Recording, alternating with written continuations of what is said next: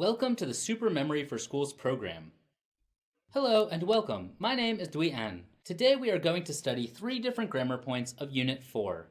Although these grammar points are different, they are actually very easy to use and we can absolutely apply them in real life. Let's begin.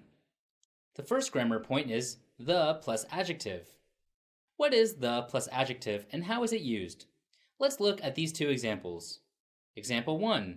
What can we do to feed the hungry? What can we do to supply food or feed people who don't have food and suffer from food shortage? Example 2. The young are usually keen to travel. So the plus adjective. You can see the adjectives hungry and young within 2 sentences.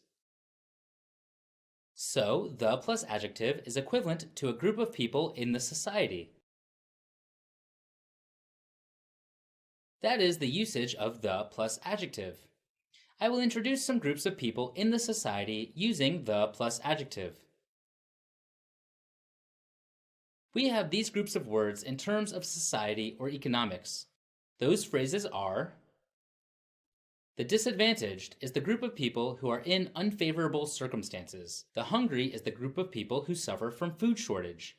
We have the homeless is the group of people who don't have their own homes. The unemployed are people who don't have jobs. We have the poor, which are people who live in poverty, and the rich are wealthy people. This is the general usage for people and their society in economics. So how about other situations? Let's go through physical condition or health. If we only consider health or physical condition, we have these groups of words, which are: the blind are the ones who are unable to see. The deaf are the ones who are unable to hear. The disabled are the ones who are disabled. The sick are the ones who are physically or mentally ill. There is also another way of grouping people by which we sort them into different age groups. The old are people aged 65 and above. The elderly is a synonym for old. The young are people who are under 30 years old. And the middle-aged are people aged 45 to 60. So we have just found the groups of people, ages, and social situations or physical condition. We can infer 3 factors.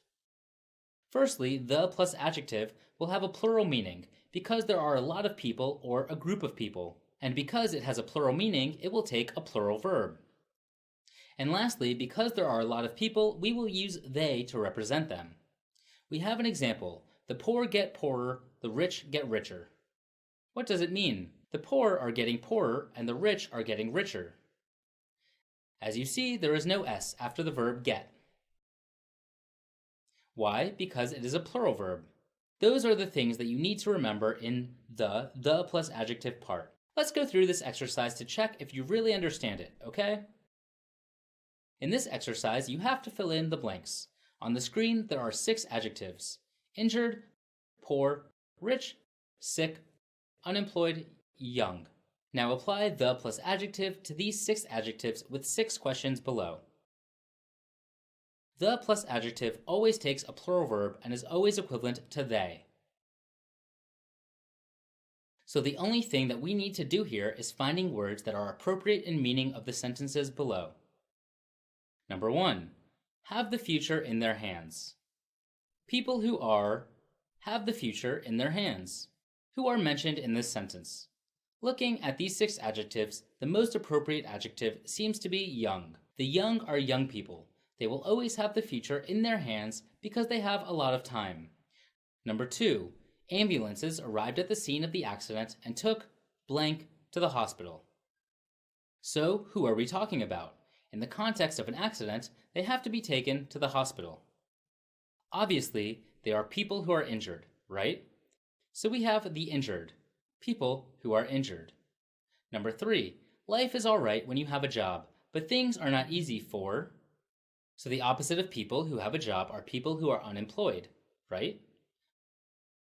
We have the unemployed because unemployed means working.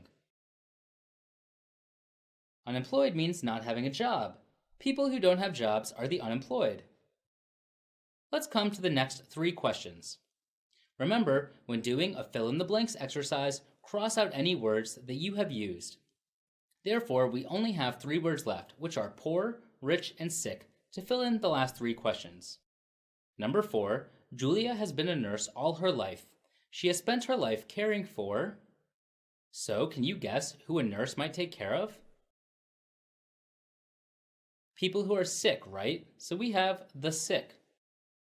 The last question, number 5, we just have poor and rich. How do we fill in the last 2 blanks? In England, there's an old story about a man called Robin Hood. It is said that he robbed and gave money to... It's quite simple, isn't it? It should be robbing from rich people and giving the money to poor people. We have the rich and the poor. We have just finished the first grammar point, which is the plus adjective. And let's learn about 2 more grammar points in the next video, okay? Goodbye and see you again.